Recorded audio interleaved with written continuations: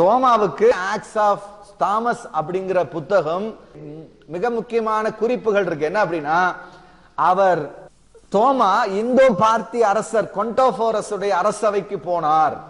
அங்கே சில அற்புதங்கள் நடைபெற்றது. அந்த கொண்டோபோரசுடைய காலத்திலே அந்த அவருடைய சகோதரன் உயிர்த்தெழ பண்ணினார். அதற்கு பிறகு அவர் அங்கிருந்து மஸ்டாய் அப்படிங்கிற இடத்துக்கு சென்றார். அங்கே அவர் சுவிசேஷம் அறிவித்து அங்கே அவர் இறந்து போனார் அப்படின்னு பதிவு செய்திருக்கிறார். இது இது இது எழுதும் போது ஏறக்குறைய 170 ஆண்டுகள் ஆச்சு. ஆனால் இந்த இன்பிட்வீன் இந்த செய்திகள் எல்லா இடங்களுக்கும் பரவி, இது பரவலாக பல இடங்களில் வாழ்ந்த நம்முடைய சபை பிதாக்கள் இதை அறிந்திருந்தார்கள். இந்த செய்தியை பல இடங்களுக்கு இந்த செய்திகள் போயிருந்தது. இந்த மாதிரி தோமா இந்தியாவுக்கு போயிருந்ததும், தோமா இந்திய தேசத்துல, இந்தியாங்கிற பேர் அன்னைக்கு பயன்படுத்தப்படல. அதான் ரொம்ப முக்கியமானது. இந்தியா அப்படிங்கிறது இன்னைக்கு நாம நினைக்கிற இடம் இல்ல. இன்னைக்கு ஆப்கானிஸ்தான், பாகிஸ்தான் இது எல்லாமே இந்தியாவை சேர்ந்தவர் தான். அதே மாதிரிதான் இந்த கொண்டோபோரஸ் அந்த காலத்துல இந்த ஆப்கானிஸ்தான் பகுதியை ஆட்சி செய்த ஒரு மன்னன் தான் இந்த கொண்டோபோரஸ். இவர் ஒரு காலத்துல எல்லாம் என்ன சொன்னாங்கன்னா, கொண்டோபோரஸ்ங்கிற ஒரு மனிதர் கிடையவே கிடையாது, இப்படிப்பட்ட அரசரே கிடையாது அப்படின்னு சொல்லிட்டு சொல்லப்படுகிறது. இதுல என்னென்னலாம் இருக்கு அப்படின்னு பாத்தீங்கன்னா, ஏற்கனவே சொன்னதுதான், கொண்டோபோரஸ் உடைய தம்பி உயிர்த்தெழுந்தார்.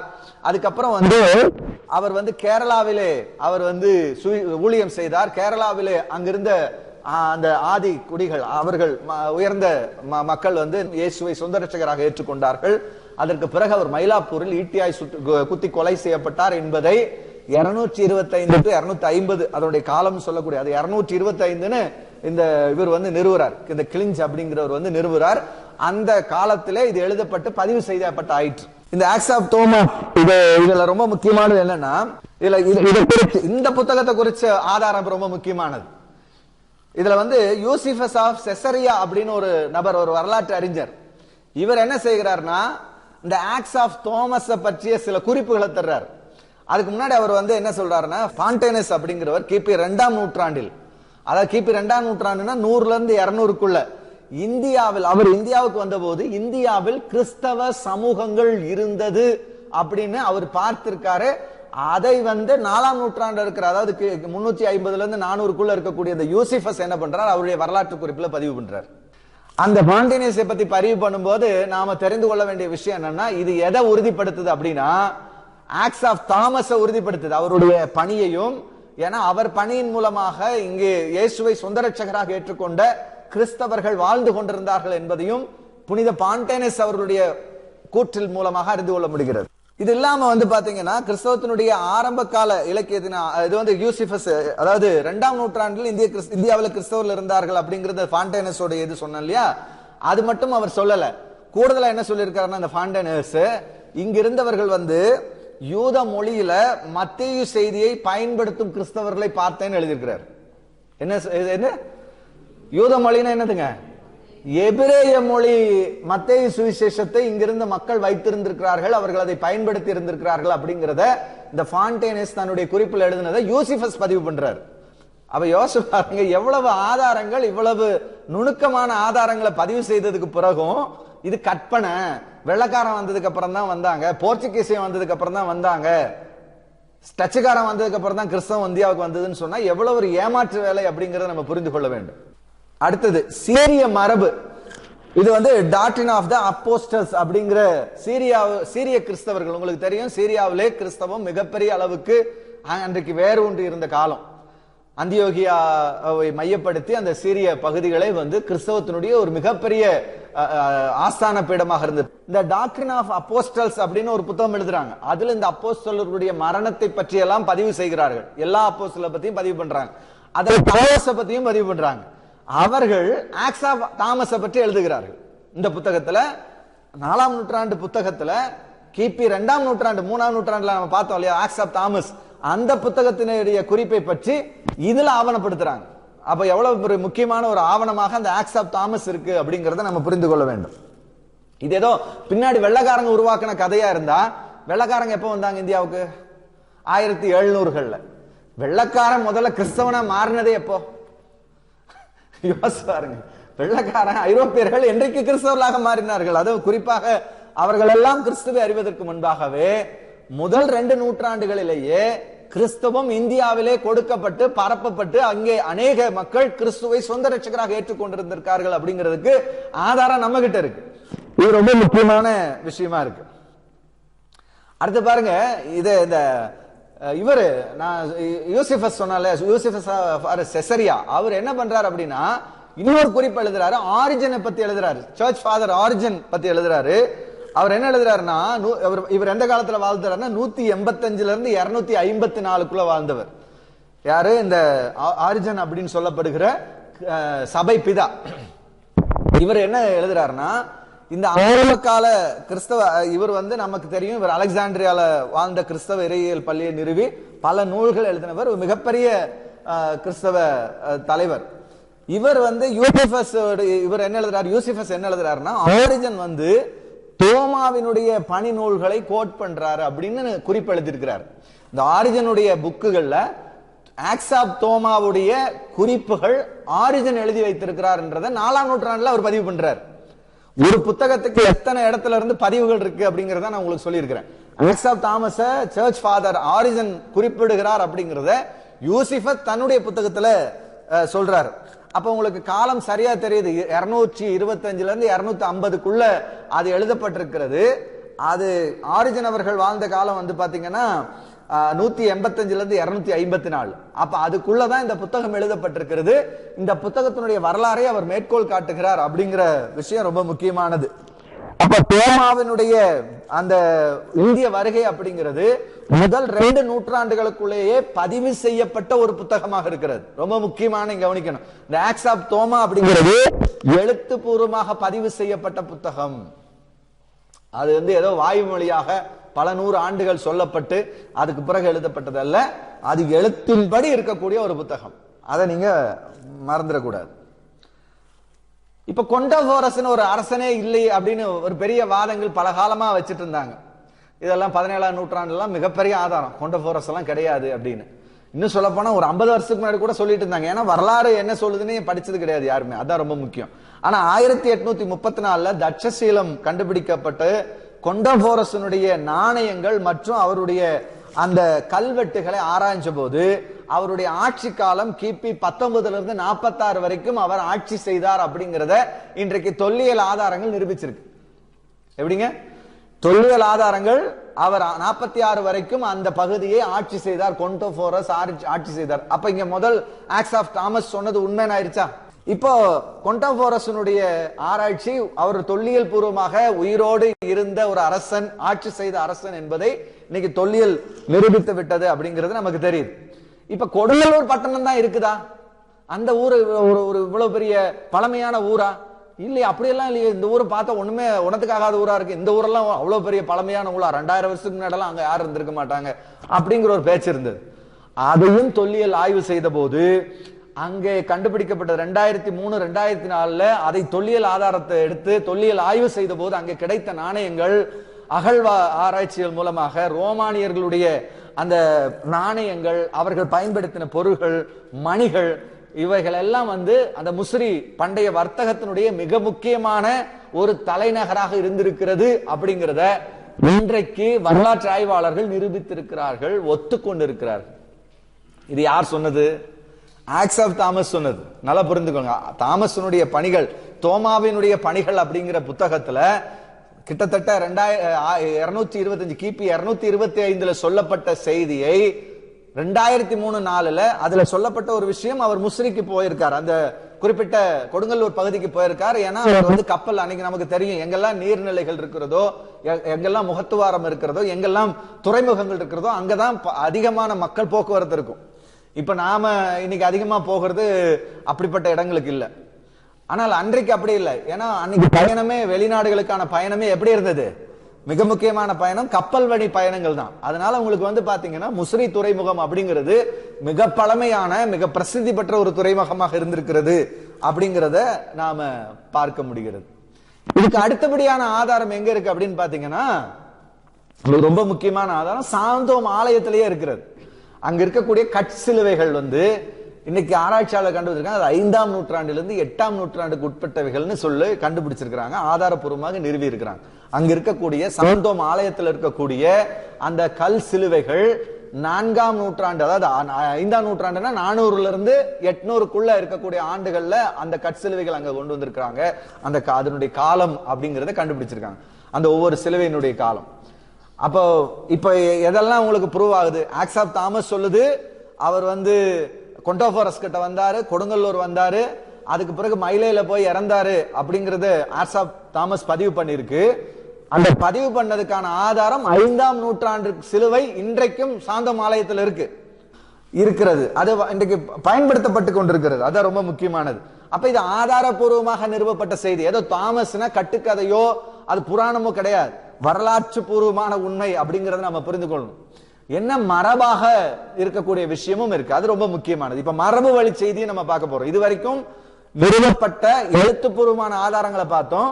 மரபு வழி செய்தி அப்படி என்னன்னு பாத்தீங்கன்னா, இன்றைக்கும் கேரளாவிலே ரப்பான் பாட்டு அப்படின்னு ஒரு பாட்டு இருக்கிறது.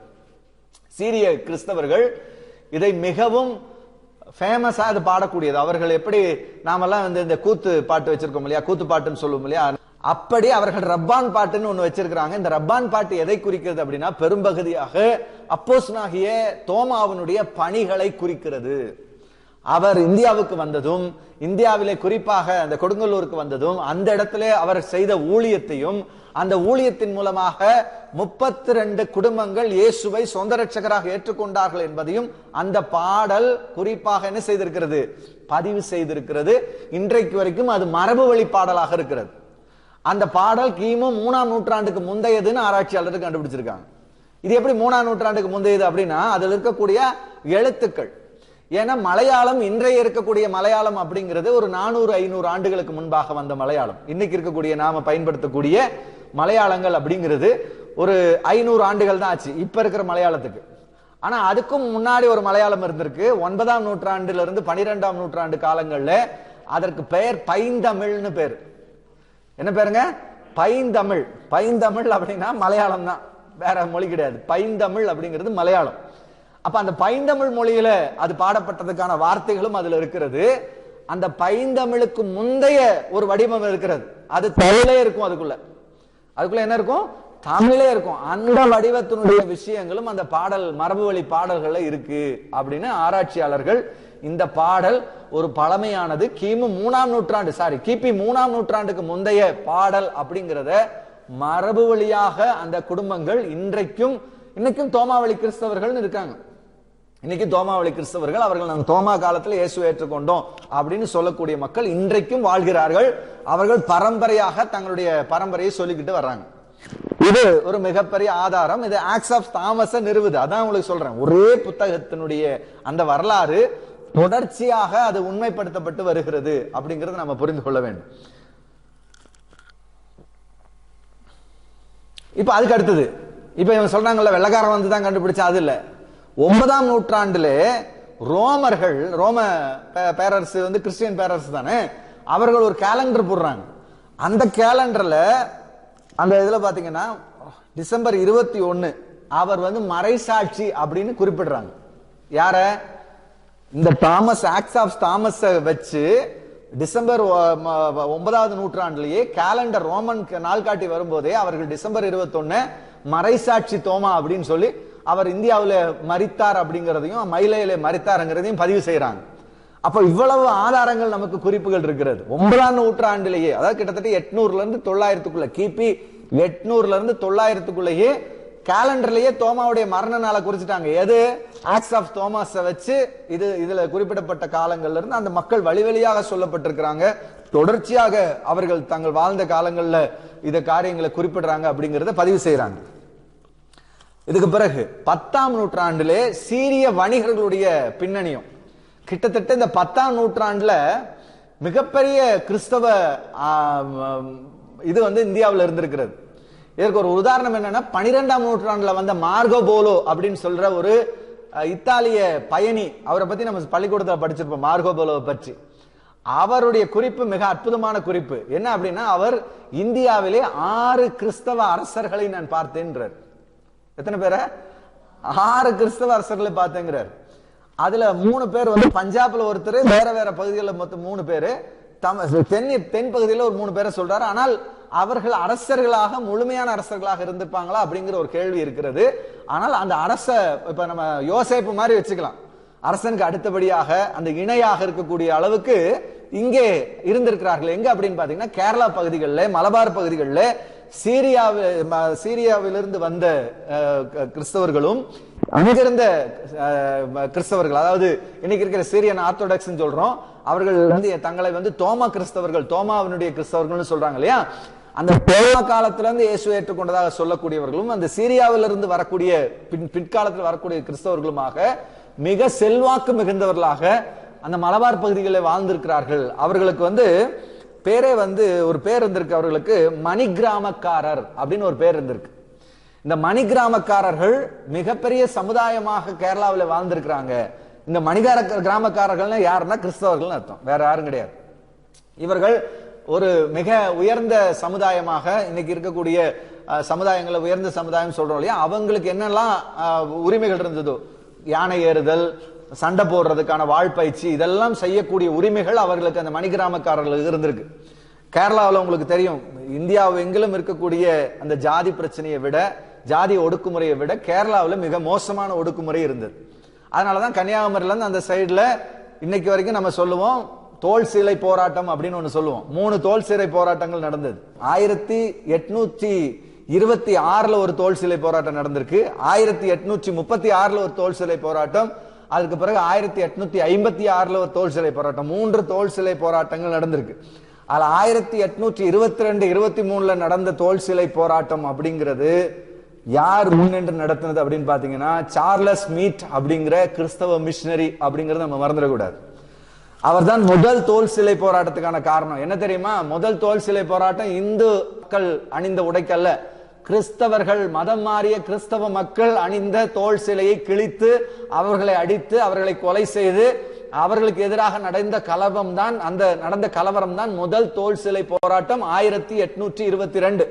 சார்லஸ் மீட் அப்படிங்கிற ஊழியக்காரரை கொலை செய்வதற்காக அவர்கள் முடிவு செய்து, கொலை செய்வதற்கு வர்ற நேரத்தில் திடீரென்று அவர் என்ன செய்கிறார்னா, அங்க இருக்கக்கூடிய அந்த கிழக்கிந்திய கம்பெனிக்கு தகவல் அனுப்பி தனக்கான பாதுகாப்புக்கான ஆட்கள் அங்கிருந்து வந்து இவரை பாதுகாத்து அவர்களை வைத்தார்கள். ஏன்னா அவரை கொலை பண்ணியிருப்பாங்க.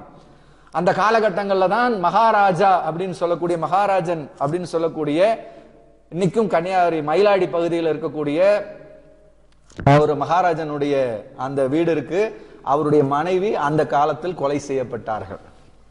அவர் ஒரு இயேசு ஏற்றுக்கொண்ட, ஆரம்ப காலத்தில் இயேசு ஏற்றுக்கொண்ட மிக முக்கியமான ஒரு மனிதர். அவருடைய மனைவி கொலை செய்யப்பட்டாங்க அந்த கலவரத்து நேரத்தில். அதற்கு பிறகு 1836 கலவரம், அதுலதான் ஐயா வைகுண்டர் அவர்களுடைய அப்பியரன்ஸ் அதுலதான் வருது. அதுக்கு பிறகு கடைசி கலவரம் தான் அதுல. இந்த கலவரத்தை 1856 மொத்த மக்களும் சேர்ந்து ஆதிக்கத்துக்கு எதிராக போராடினார்கள்.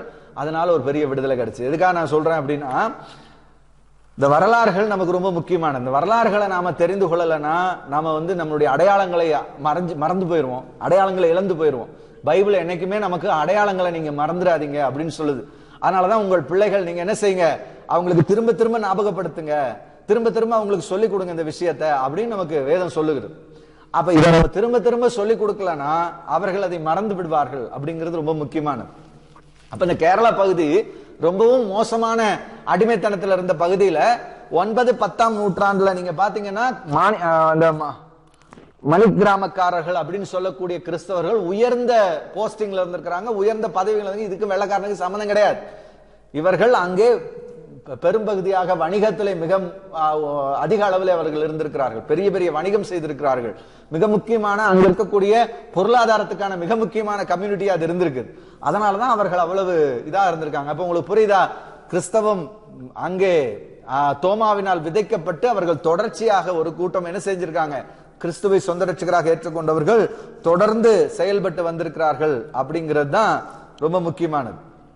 இது 9-10ஆம் நூற்றாண்டு. இதெல்லாம் எங்க இருக்கு அப்படின்னு பாத்தீங்கன்னா, இதெல்லாம் செப்பேடுகள்ல இருக்கு. ரொம்ப முக்கியமானது இந்த செப்பேடுகள்ங்கிறது வரலாற்றுக்கு ரொம்ப முக்கியம். இன்னைக்கு நம்ம தஞ்சை பெரிய கோவில்னு சொல்றோம்.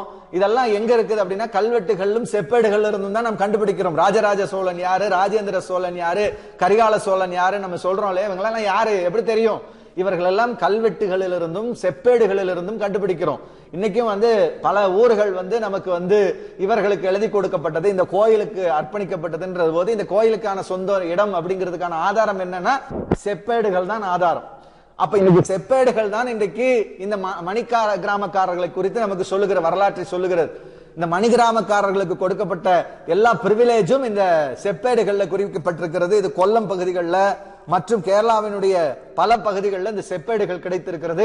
அவைகள் இந்த மணிகிராமக்காரர்களுடைய பிரிவிலேஜை பத்தி சொல்லுது. ஏன் இவர்கள் ஒரு பிரிவிலேஜ், இவர்கள் தான் ஒரு மிகப்பெரிய கூட்டமாக, நல்ல பிரிவிலேஜ் சந்ததியாக, பிசினஸ் கூட்டமாக அவர்கள் இருந்திருக்கிறார்கள் அப்படிங்கிறதும் அவர்கள் கிறிஸ்தவர்கள் என்பதை நம்ம புரிந்து கொள்ள வேண்டியதாக இருக்கிறது. இது நிறைய செப்பேடுகள் இருக்கு. தொம்மன் இந்த மாதிரி நிறைய தொல்லியல் பாரசீக, அதுக்கு அடுத்தது பாரசீக கிராஸ், பாரசீகத்திலிருந்து வந்திருக்கிற சிலுவைகள் அதிகமாக 9ஆம் நூற்றாண்டு காலகட்டங்களில் இங்க நிறைய சிலுவைகள் இருக்கிறது.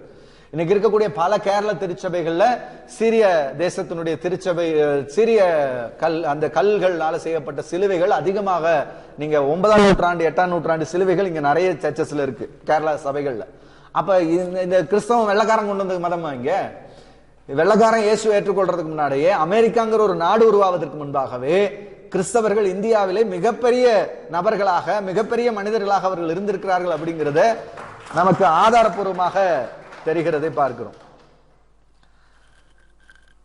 மார்கோ போலோவை பற்றி நான் ஏற்கனவே உங்களுக்கு சொன்னேன். இவர் 1271 இருந்து 1295 அவர் இந்தியாவை சுற்றி பார்க்கும்படி வருகிறார். ஒரு மிக அற்புதமான ஒரு வரலாற்று குறிப்பு. இவர் மூலமா தான் பல வரலாறு குறிப்புகள் நமக்கு தெரியுது. பல மனிதர்களை, பல நபர்களை பற்றிய வரலாற்று, அதாவது மர்மமான கலாச்சாரம், இந்தியாவினுடைய பல கலாச்சார விஷயங்கள், இந்தியாவை பற்றிய பல விஷயங்கள் எல்லாத்தையும் பதிவு பண்ணக்கூடியவர் யார் அப்படின்னு பாத்தீங்கன்னா, இந்த மார்கோவுடைய பாலோவுடைய இது மங்கோலிய பேரரசை பற்றி, சீனாவை பற்றி, பெர்சியாவை பற்றி, இந்தியா, ஜப்பான் போன்ற பிற சமூகங்களை பற்றிய அதிகமான விரிவான பார்வைகள் தெரிவதற்கு மிக முக்கியமான நபர் யாருங்க? இந்த மார்கோ போலோ என்கிற ஒரு பயணி. இவருடைய பதிவுகள் தான் அநேக விஷயங்கள் நம்ம தெரிஞ்சு கொள்வதற்கு வாய்ப்பா இருக்கு. இவர் இந்தியாவுக்கு மயிலையில வரும்போது 1295 ஆண்டுல மயிலையில தோமாவினுடைய கல்லறை அவர் பார்த்து அங்கே இருக்கிற கிறிஸ்தவ சமூகத்தை பார்த்தேன் என்று பதிவு செய்திருக்கிறார். 1295 இவன் சொல்றான், நேத்து பொத்துக்கீசியம் கொண்டு வந்துட்டான், அவங்க கொண்டு வந்தா, இவங்க கொண்டு வந்தான் சொல்றான். அப்ப யோசிச்சு பாருங்க எவ்வளவு பொய்களை கட்டமைக்கிறார்கள் அப்படிங்கிற நமக்கு வரலாறுகள் நம்மகிட்ட இருந்தும் நம்ம வரலாறுகளை எடுத்து பேசாதனால பொய்கள் இன்னைக்கு என்ன செய்யறது, பெரிய அளவுக்கு இன்னைக்கு நிக்குது. அப்ப இன்னைக்கு நம்ம வரலாறுகளை வேறுபடுத்தி காண்பிக்க வேண்டிய அவசியமான ஒரு காலகட்டத்துக்குள்ள இருக்கிறோம். இவர் சொல்றாரு, தோமா மரித்து அவர் அடக்கம் பண்ணப்பட்ட அந்த கல்லறையை பார்த்தேன். இப்ப இது ஆக்சல் தாமஸ் சொல்றது யார் நிரூபிக்கிறாரு? மார்கோ போலோவுடைய எழுத்துக்கள் நிரூபிக்கிறது. 1000 வருஷத்துக்கு முன்னாடி ஆக்ஸ் ஆஃப் தாமஸ்ல சொல்லியாச்சு அவர் மயிலையில மரித்து போனார் அப்படின்னு. அப்போஸ்தலனாகிய தோமா இறந்து 150 170 ஆண்டுகள்ல பதிவு செய்யப்பட்ட வரலாறு நமக்கிட்ட இருக்கு. இன்னைக்கு உலகத்துல எந்த மனிதர்களுக்கு இருக்கு நீங்க யோசிச்சு பாருங்க. அப்ப அப்படிப்பட்ட வரலாறுக்கு ஆதாரபூர்வமாக இவ்வளவு காரியங்கள் நாம சொல்றோம், 1 2 கிடையாது.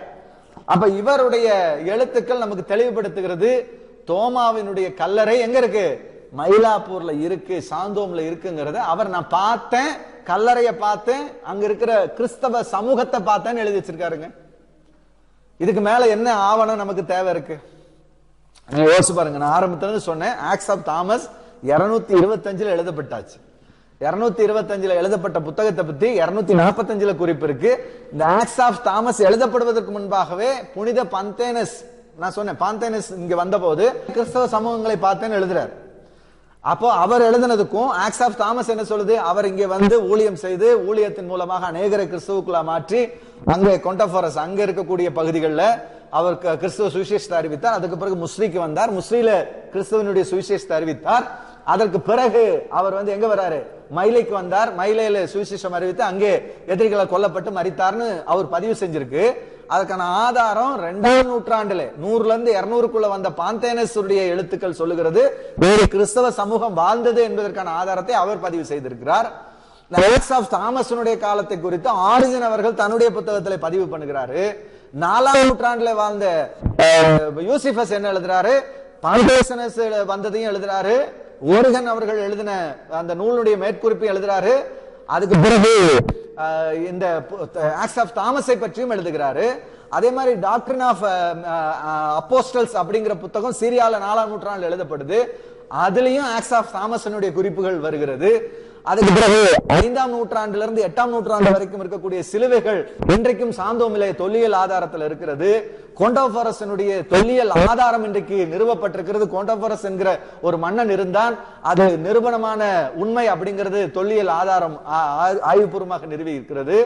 அது மட்டும் இல்ல, முசிறி அதாவது கொடுங்கல்லூர் பகுதிகளில் இது போன்ற ஒரு தொல்லியல் பழங்கால போக்குவரத்து இருந்ததுக்கான ஆதாரம் இல்லை. நாங்க அதுவும் இன்றைக்கு 2003-4 அதுவும் நிறுவப்பட்ட ஆயிற்று. கொடுங்கையூர் அப்படிங்கிறது ஒரு பழமையான ஒரு தொல்லியல் நகரம். அது ரோமர்களோடு வணிகத்துக்கும் மிக முக்கியமான பழங்கால வணிக தொடர்பு மிக்க துறைமுகம் அப்படிங்கறத நிறுவி இருக்கிறாங்க. அதற்கு பிறகு 9ஆம் நூற்றாண்டு 10ஆம் நூற்றாண்டுல செப்பேடுகள் நமக்கு நிரூபிக்கிறது. மணிக்கா கிராமக்காரர்கள் அப்படிங்கிற மிகப்பெரிய சமூகத்தில் மிக உயர்ந்த அந்தஸ்தில் இருக்கக்கூடிய மக்களாக கிறிஸ்தவர்கள் கேரள பகுதிகளில் வாழ்ந்திருக்கிறார்கள் அப்படிங்கறத நம்ம பார்க்கிறோம். அது மட்டும் இல்ல, நமக்கு குறிப்பு மார்கோபோலனுடைய குறிப்பிலேயே நம்ம பார்க்கிறோம். அதிகப்படியான குறிப்பு கிறிஸ்தவ அரசர்களை நான் சந்தித்தேன் அவர் எழுதி வைத்திருக்கிறாரு. அதற்கு பிறகு அவர் எழுதுறார், நான் தோமாவினுடைய கல்லறையை பார்த்தேன், அங்கே கிறிஸ்தவ சமூகத்தை பார்த்தேன்கிறாரு. இனியும் இங்க கேள்வி கேட்கிறான், இந்தியால கிறிஸ்தவங்க வெள்ளக்காரன் கொண்டு வந்தான். என்ன சொல்றதுன்னு பாருங்க. எல்லாவற்றுக்கும் ஆதாரம் வைத்திருக்கிறோம், எழுத்துப்பூர்வமாக ஆதாரம் வைத்திருக்கிறோம்னா அதுக்கு கேள்வி வருது. நான் 1800 வருஷம் நான் அப்படியே மனப்பாடம் பண்ணிட்டேன்னா நம்ம அப்படியே நம்பணும். என்ன ஒரு உலகத்துல நம்ம வாழ்ந்துகிட்டு இருக்கோம்னு பாருங்க. அப்ப நாம நம்முடைய ஆதாரங்களை எடுத்து சொல்லுவதற்கு நாம் இன்னும் ஆயத்தம். ஏன்னா நாம இன்னும் அவ்வளவு ஆத்தன்டிக்கா நம்ம எடுத்து வைக்காதனாலதான் நம்மளை பார்த்து இவ்வளவு கேள்விகள் வருகிறதுக்கான காரணம். நாம எடுத்து வைக்கல. நாம தைரியமா எடுத்து வச்சிருந்தாதான், நாம இதை எடுத்து படித்து கொண்டு வந்து சேர்த்திருந்தாதான் இன்னைக்கு கேள்வி கேட்கிறவங்க பயந்துருப்பாங்க. ஆனா நாம அதை கொண்டு போய் சேர்த்தவில்லை அப்படிங்கிறது ரொம்ப முக்கியம். நம்முடைய குறைகள் தான், நம்முடைய குறை தானே ஒழிய அவங்கள நாம சொல்ல முடியாது. ஆனால் நாம இன்றைக்கு நாம என்ன செய்யணும்?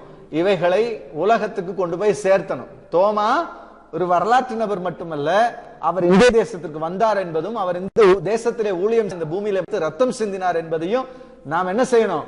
மற்றவர்களுக்கு அறிவிக்க வேண்டும் அப்படிங்கிறது ரொம்ப முக்கியம். ஏன் இன்னைக்கு தமிழ்நாடு அப்படின்னும் போது இன்னைக்கு தொடர்ச்சியான மிஷனரிகள், 1-2 மிஷனரி அல்ல, தோமாவோட நின்னு போகல. அதுக்கு பிறகு சென்ட் பிரான்சிஸ் வந்திருக்கிறாரு, சேவியர் பிரான்சிஸ் சேவியர் வந்திருக்கிறார் 1500-600களில். அதுக்கு பிறகு ராபர்ட் நோபலி வந்திருக்கிறாரு. அதுக்கு பிறகு பாத்தீங்கன்னா வீரமா முனிவர் ஜோசப் எஸ்கி வந்திருக்கிறாரு. அதுக்கு பிறகு நம்மளுடைய 1706 பார்த்தலோமி சிகன்பால்க் வந்திருக்கிறாரு.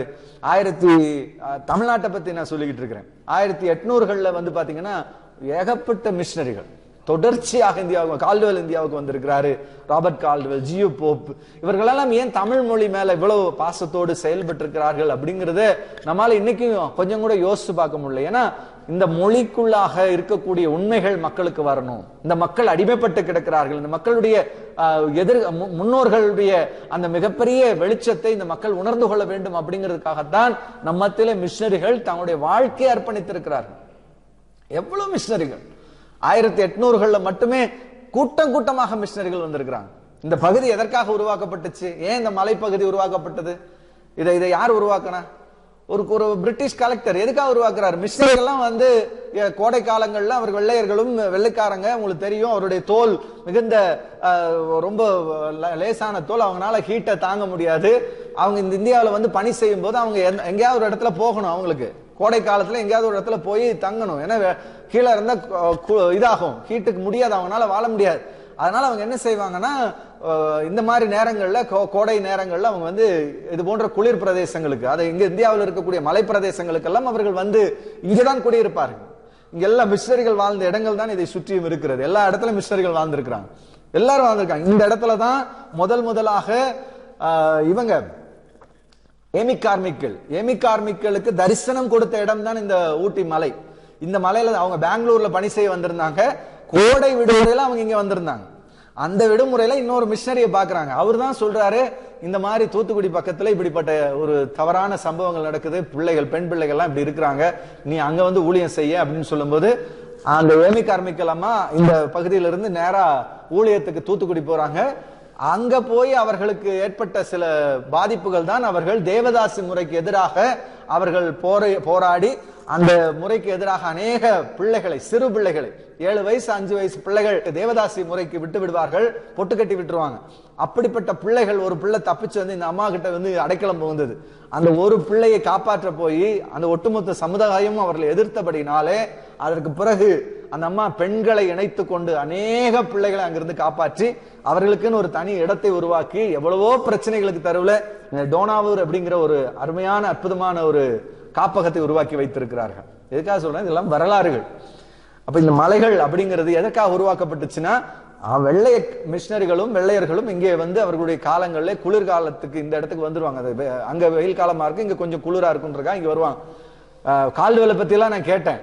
அவர் வெயில் காலத்துல எப்படி அந்த சூட்டை இது பண்ணிக்குவாங்க அப்படின்னா, புக்கை எழுதிக்கிட்டே இருப்பாங்க, சூடு அதிகமாகும், உடனே இங்க வர முடியாது. உடனே என்ன பண்ணுவாங்கன்னா, தொட்டி நிறைய தண்ணி நிரப்பிட்டு தண்ணிக்குள்ள இறங்கி நின்றுட்டு கழுத்து வரைக்கும் தண்ணியில வச்சு உட்கார்ந்து எழுதுவாங்களாம். அவ்வளவு கஷ்டப்பட்டு தான் மிஷினரிகள் இங்கே தங்களுடைய வாழ்க்கையை அர்ப்பணித்திருக்கிறார்கள். சும்மா வந்து அவங்க வேலை செய்யல. அப்படிப்பட்ட தியாகங்களை செய்த மிஷினரிகளுடைய அந்த வாழ்க்கையின் மேலதான் நம்முடைய விசுவாசம் கட்டப்பட்டிருக்கு. நீங்க மறந்துடக்கூடாது, கிறிஸ்து அவர் தான் நம்முடைய அஸ்திபார கல். ஆனால் அதன் மேல் அநேக கட்டிடங்கள் உண்டு, செங்கல்கள் உண்டு, அவைகள் எல்லாம் நம்முடைய அஸ்திபாரங்கள். ஆனா நாம நிறைய நேரங்கள்ல நம்ம என்ன செஞ்சிடும், அதெல்லாம் மறந்துறதுனால நமக்கு என்ன இல்ல, இவைகளை பற்றி ஒரு பெரிய நாலேஜ் இல்ல, இதை பத்தி தெரிஞ்சுக்கணும்ன்ற அக்கறை நமக்கு கிடையாது. இதை தெரிந்து கொண்டால்தான் நாம் ஏன் இந்த ஊழியத்தை செய்யணும், ஏன் இந்த மக்களை தேடி போகணும் அப்படிங்கிற அந்த விஷயத்தை நாம அறிந்து கொள்ள முடியும்.